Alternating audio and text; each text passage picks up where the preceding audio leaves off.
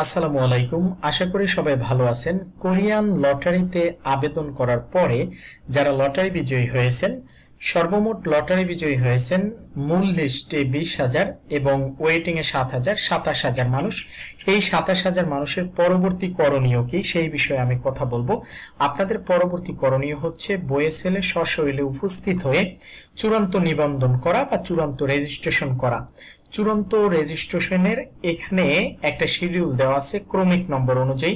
চূড়ান্ত রেজিস্ট্রেশন শুরু হবে 13 জুন থেকে। এই 13 জুন থেকে শুরু হয়ে এটা চলবে 26 জুন পর্যন্ত।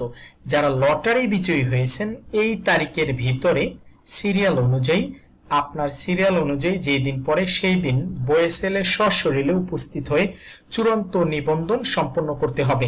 কেউ যদি নির্দিষ্ট সময়ে চূড়ান্ত নিবন্ধন না করে তাহলে লটারি থেকে সে বাদ পড়বে। এখানে দেখতে পাচ্ছেন 13 জুন চূড়ান্ত নিবন্ধন শুরু হবে। তো 13 জুন 1 থেকে সিরিয়াল 1 থেকে 1800 পর্যন্ত চূড়ান্ত নিবন্ধন সম্পূর্ণ করবে 1 থেকে 1800 সিরিয়ালের ভিতরে যারা আছেন। আবার 14 জুন 1800 থেকে 3600 পর্যন্ত চূড়ান্ত নিবন্ধন সম্পূর্ণ করবেন। এইভাবে এই 13 তারিখ থেকে একবারে 26 তারিখ পর্যন্ত সিরিয়াল অনুযায়ী চূড়ান্ত নিবন্ধন সম্পূর্ণ হবে। অ্যাকচুয়ালি মূল লিস্ট হচ্ছে 20,000 পর্যন্ত। তো 20,000 পর্যন্ত শেষ হয় হিসাবে 23 জুন। যখন এই 20,000-এর ভিতর থেকে মাঝখান থেকে মানুষজন রেজিস্ট্রেশন করবে না, যারা বাদ যাবে বিভিন্ন সমস্যার কারণে বাদ যাবে, কেউ পাসপোর্ট সমস্যার কারণে বাদ যাবে, কেউ সার্টিফিকেট সমস্যার কারণে বাদ যাবে, কেউ পাসপোর্ট নাম্বার ঠিক না থাকার কারণে বাদ যাবে, বা কেউ রেজিস্ট্রেশন করতে আসবে না, বিভিন্ন কারণে বাদ যাবে। তখন এই ওয়েটিং এ যারা আছে 20,000-এর পর থেকে 27,000 পর্যন্ত তাদেরকে অ্যাকচুয়ালি ডাকা হবে নিবন্ধন করার জন্য বা রেজিস্ট্রেশন করার জন্য। সাধারণত বিগত সালগুলোতে দেখা গেছে এরকম যে 20,000 মানুষ থাকলে সেখান থেকে 4-5,000 মানুষ এমনিতেই বাদ হয়ে গেছে বিভিন্ন সমস্যার কারণে। এইবার যেহেতু টোটাল মানুষ মূল লিস্টে হচ্ছে 20,000, ওয়েটিং এ 7,000, 27,000, তো 27,000 থেকে 5-6,000 মিনিমাম এমনিতেই বাদ যাবে। এখন কথা হচ্ছে যারা মূল রেজিস্ট্রেশন করবেন বা মূল রেজিস্ট্রেশন করার সুযোগ পাবেন, মূলত 20,000 পর্যন্ত আগে মূল রেজিস্ট্রেশন করার সুযোগ পাবেন। এরপরে এর ভিতর থেকে বাদ গেলে ওয়েটিং থেকে ডাকা হবে। তো মূল রেজিস্ট্রেশন করতে আপনি কি কি নিয়ে যাবেন? আপনার নিয়ে যেতে হবে এসএসসি বা সমমান সনদের সার্টিফিকেটের মূল কপি এবং হচ্ছে ফটোকপি। আপনি এসএসসি পাস হলে সেটা সার্টিফিকেট নিয়ে যাবেন এবং সেটার একটা ফটোকপি নিয়ে যাবেন, অথবা আপনি দাখিল পাস হলে সেটার সার্টিফিকেট এবং ফটোকপি নিয়ে যাবেন, বা ভোকেশনাল থেকে পাস করলে সেটার সার্টিফিকেট এবং ফটোকপি নিয়ে যাবেন। সেই সাথে আপনার পে অর্ডার করতে হবে। পে অর্ডার করবেন ঢাকা মহানগরের ভিতরে সোনালী ব্যাংকের যে কোনো শাখা থেকে পে অর্ডার করবেন। পে অর্ডার কিভাবে করবেন? আপনি যে কোনো শাখায় গিয়ে বলবেন যে আমি বয়েসেল বরাবর পে অর্ডার করতে চাই। আপনাকে তখন ছোট্ট একটা স্লিপের মতো দিবে, টাকা জমা দেওয়ার যে স্লিপগুলো থাকে সেই জমা দেওয়ার স্লিপের মতো ছোট্ট একটা স্লিপ দিবে। সেই স্লিপটা লিখে আপনি 3100 টাকা জমা দিলে আপনাকে একটা পে অর্ডার দিবে, যেটা চেকের মতো হবে। ওই চেকটা নিয়ে বা ওই পে অর্ডারটা নিয়ে বয়েসেলে জমা দিতে হবে। এটা হচ্ছে পে অর্ডার। আর এটা ঢাকার বাহিরে থেকে করলে হবে না, ঢাকা মহানগরের ভিতরের যে কোনো সোনালী ব্যাংক থেকে করতে হবে। আর পে অর্ডার একজনেরটা আরেকজন করে দিতে পারে, তাতে কোনো অসুবিধা নেই। সুতরাং পে অর্ডার একজন করলেই হবে। আরেকটা বিষয়, যাদের জমা পড়ছে শুক্রবার অথবা শনিবার, এই 2 দিন তো ব্যাংক বন্ধ, আপনারা আগেই এই পে অর্ডারটা কমপ্লিট করে রাখবেন। ঢাকা মহানগরের ভিতরে যে কোনো সোনালী ব্যাংকের শাখায় গিয়ে বললেই হবে আমি বয়েসেল বরাবর পে অর্ডার করব, তারা আপনাকে হেল্প করবে। তারপরে যারা লটারি বিজয়ী হয়েছেন তাদের পাসপোর্ট তো থাকতে হবে, সেই সাথে এনআইডি লাগবে, জাতীয় পরিচয়পত্র, এবং এবছর নতুন একটা ডকুমেন্টস এখানে অ্যাড করছে, সেটা হচ্ছে জন্ম নিবন্ধনের মূল কপি। তাহলে পাসপোর্ট এবং আপনার হচ্ছে এনআইডি কার্ড এবং জন্ম নিবন্ধনের মূল কপি এটা নিয়ে যেতে হবে।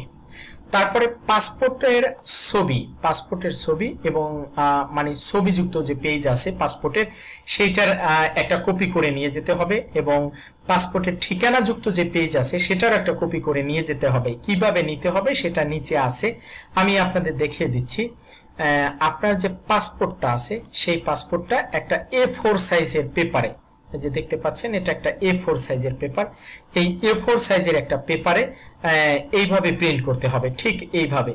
উপরে এই লেখাগুলো থাকবে না, তবে এখানে উল্লেখ আছে যে ফটো পেপারে প্রিন্ট নেওয়া হবে না, এটা নরমাল A4 সাইজের একটা অফসেট পেপার হবে। মানে 2 টাকা করে বা 1 টাকা করে যে পেপারগুলো বিক্রি করে বা পৃষ্ঠাগুলো বিক্রি করে সেইগুলো আর কি। এখানে এরকম একটা বক্স রাখবেন, এই বক্সে বইয়েসেল চূড়ান্ত নিবন্ধনের নাম্বার দিবে, আর এখানে ছবি লাগাইতে হবে।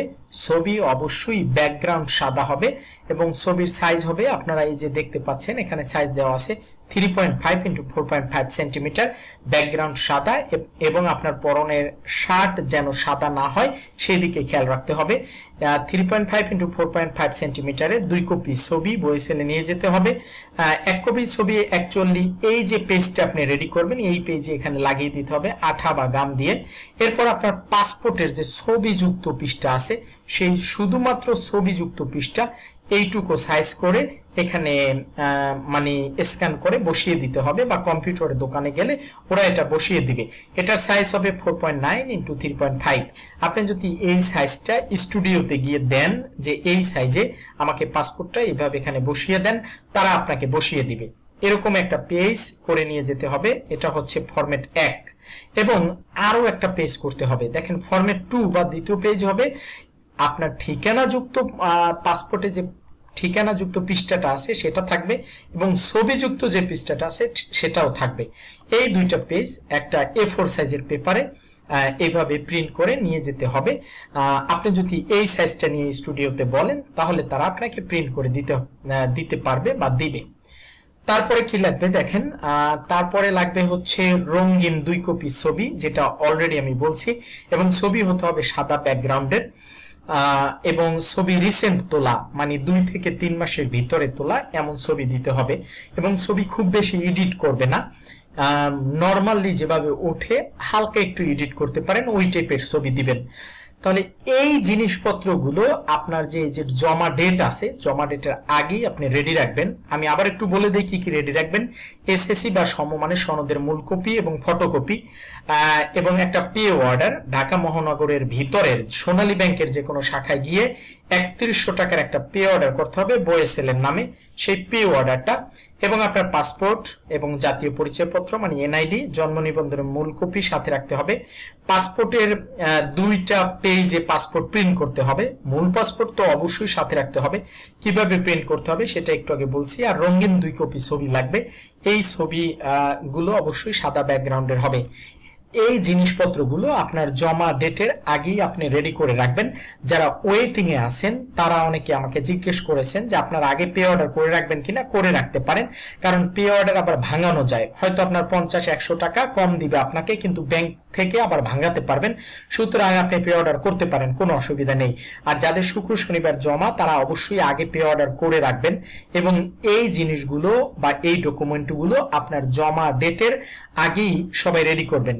আর যারা ওয়েটিং এ আছেন অ্যাটলিস্ট 27,000, তো সর্বমোট 7,000 ওয়েটিং এ, এখান থেকে আমার মতে অ্যাটলিস্ট 5,000 চলে আসবেন মূল লিস্টের ভিতরে, মানুষজন অনেক বাদ যাবে। এই জন্য আজকের ভিডিওটা এ পর্যন্তই, এর বাইরে আপাতত আর কিছু বলতে চাচ্ছি না।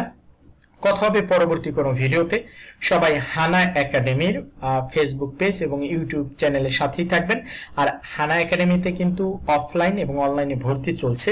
যারা অফলাইনে ভর্তি হতে চান তারা অবশ্যই আজকের ভিতরে যোগাযোগ করবেন, আমাদের স্ক্রিনে দেওয়া নাম্বার এবং ঠিকানায় চলে আসবেন। আগামীকাল থেকে ক্লাস চলবে। এবং হানা একাডেমিতে যারা ভর্তি হবে, অনেকে সময় কম বিদায় ভয় পাচ্ছে, তাদের জন্য আমরা বিশেষ একটা ব্যবস্থা রেখেছি। আমাদের বা আমার কোনো স্টুডেন্ট যদি আমাদের এখানে ভর্তি করে খারাপ করে, তাহলে পরবর্তী ভাষা পারদর্শীদের পরীক্ষায় সে সম্পূর্ণ ফ্রি এখান থেকে ক্লাস করতে পারবে, এটার জন্য তার কোনো পে করতে হবে না। এবং হানা একাডেমির সকল ক্লাস আমি সাইফুল নিয়ে থাকি, আমাদের কোনো সাপোর্ট টিচার দিয়ে ক্লাস আমরা নেওয়াই না সাধারণত। সবার জন্য শুভকামনা, সবাই ভালোভাবে রেজিস্ট্রেশন করবেন, সঠিক সময়ে উপস্থিত হবেন। অনেক সময় সময়ের কারণে নিবন্ধন সম্পন্ন করা যায় না, এটা যাতে না হয় নির্দিষ্ট সময়ের আগেই বইয়েসেলে উপস্থিত হবেন। ভালো থাকবেন সবাই, আল্লাহ হাফেজ।